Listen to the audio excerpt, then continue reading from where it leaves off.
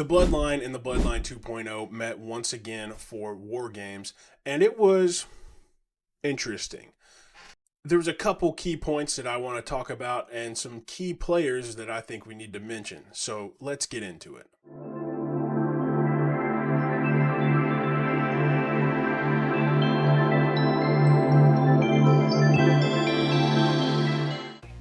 The OG Bloodline is almost whole again. The only piece that they're missing is Solo Sikoa.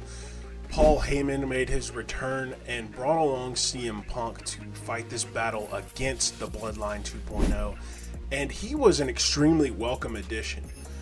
I was a little concerned when they brought along Punk, as he hasn't been involved with the Bloodline story at all, but I think he made a great addition to this entire match and this entire team. The dynamic between him and Roman was super good. Both of them fighting for doing what they want to do instead of what the other wants to do. They were never quite on the same page, but that was a good thing in this instance. Not like in the women's War Games match where they were just off page and off kilter the entire time. This was scripted off page and it worked wonderfully. I didn't think Punk and Roman would be able to put their differences aside for very long, but they got through the entire match without a hitch almost. They only had one small interaction that Paul Heyman came out and split them up on, but they worked pretty well together and the team looked really good. The Bloodline 2.0, on the other hand, added Bronson Reed, which was also a very welcome addition to a very destructive team. He fits in that group extremely well, and I wouldn't be surprised to see him interacting and probably participating in a lot more things with the Bloodline 2.0. Now, technically he is Samoan, so he could be a part of the Bloodline, but he is not a part of the main families in wrestling as far as the Bloodline goes. And we see this with the other team, with Sami Uso being on that team. He obviously is not of Samoan descent. He is Syrian.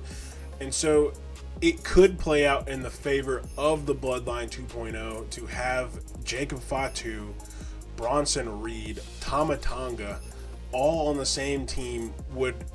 They would wreck everybody they ever come across. I've never been a huge fan of the War Games style match. Some of it just doesn't make a lot of sense to me, but I did enjoy this one. I've enjoyed most of the War Games matches, but I would just prefer something else.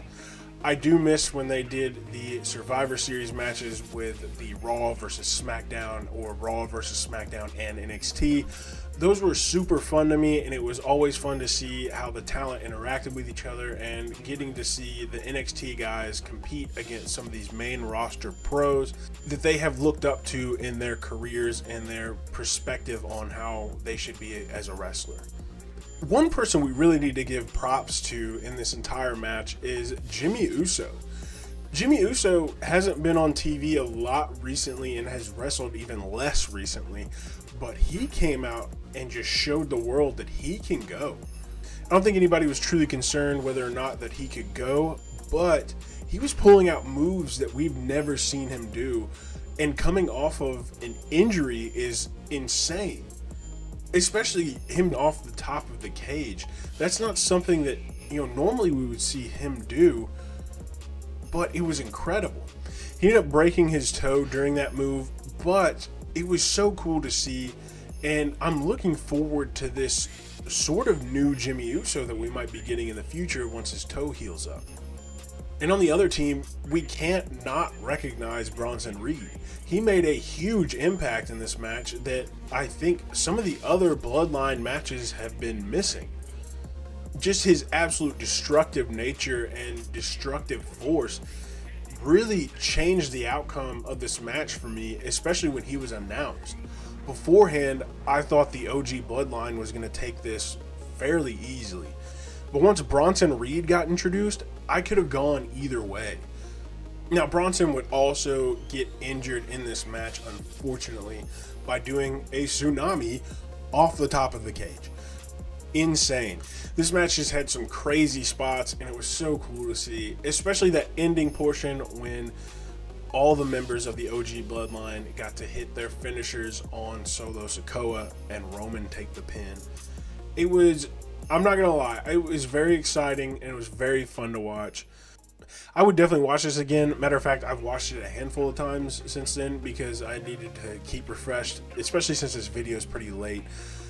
But I would definitely watch this again unprompted. Now, as far as the future goes, I'm not quite sure how this match will impact everything going forward, but we will probably be seeing Roman Reigns and Solo Sikoa at some point very, very soon for the Ulavala. Part of me really thought I was going to see The Rock during this match, but wasn't shocked when he didn't come out.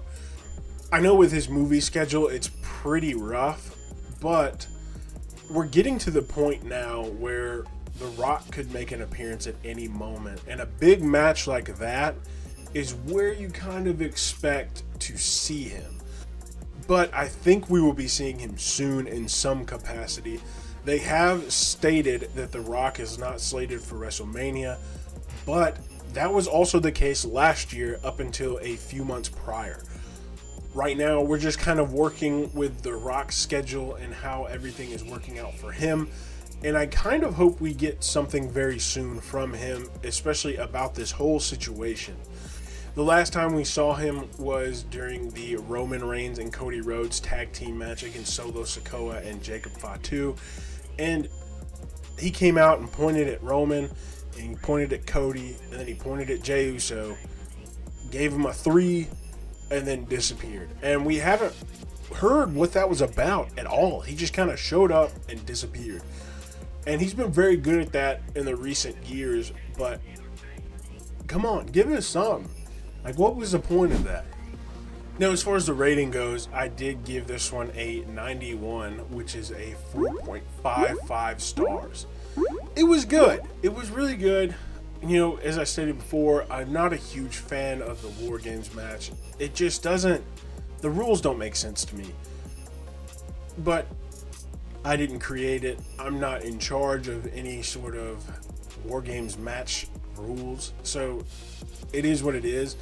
But I've just never been a huge fan of them. The WCW ones are cool to watch, but still, I don't get the rules. It doesn't make any sense to me why you would have them offset coming in.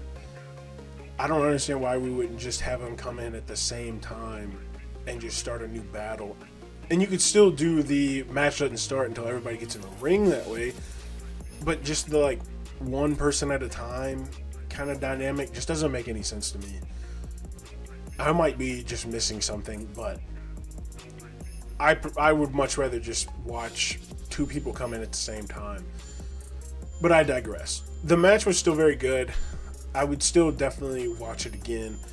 It's definitely up there as far as the Wargames matches go since they brought this back, but it's definitely not number one. That's for sure. But I think that's going to be it for us today. Tomorrow, we should be starting on the Saturday night main event. And what a show that was.